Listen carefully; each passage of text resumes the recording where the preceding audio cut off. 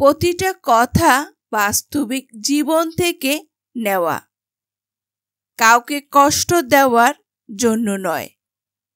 পুরুষের জীবনে এমন একটা সময় আসে তখন আর শরীরে শক্তি থাকে না, পকেটের জোর থাকে না।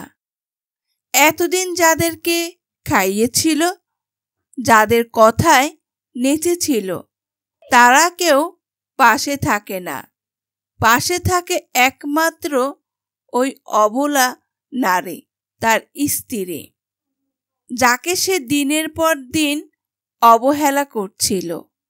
মানুষের কথায় তার উপর মানসিক শারীরিক নির্যাতন করেছিল। পুরুষকে জন্ম দেন একজন নারী, আবার সেই পুরুষের শেষ সময়টায় পাশে থাকে, সুন্দর একটা মৃত্যু উপহার দেয় একজন নারী।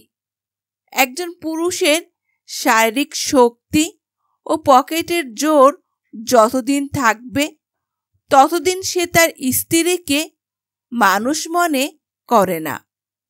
যখন এসবে বাটা নেমে আসে তখন তার হুঁশ ফেরে, কে তার আপন আর কে তার পর।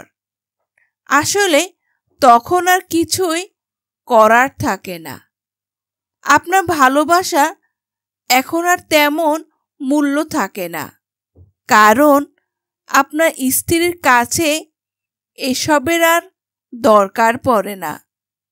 সে অভ্যস্ত হয়ে পড়ে অন্যভাবে, অবহেলায়, অবহেলিত ভালোবাসায়, যত্ন, কোনো কিছুতে সে খুশি অখুশি হতে পারে না।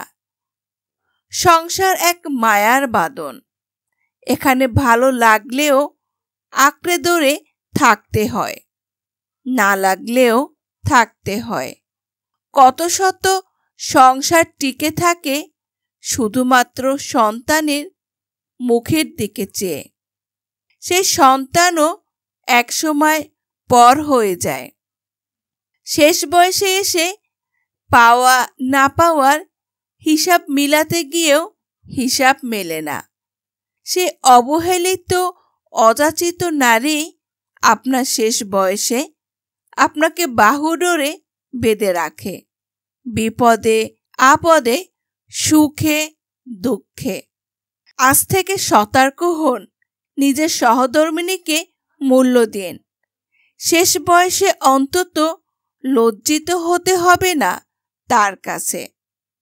যদি আমার ভিডিওটি ভালো লাগে তাহলে ভিডিওটি শেয়ার করে দিবেন, যাতে অন্যরা দেখার সুযোগ পায়। ভিডিওটি ভালো লাগলে আপনার মূল্যবান মতামতটি কমেন্টস বক্সে জানিয়ে যাবেন।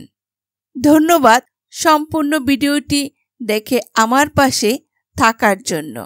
আল্লাহ হাফেজ।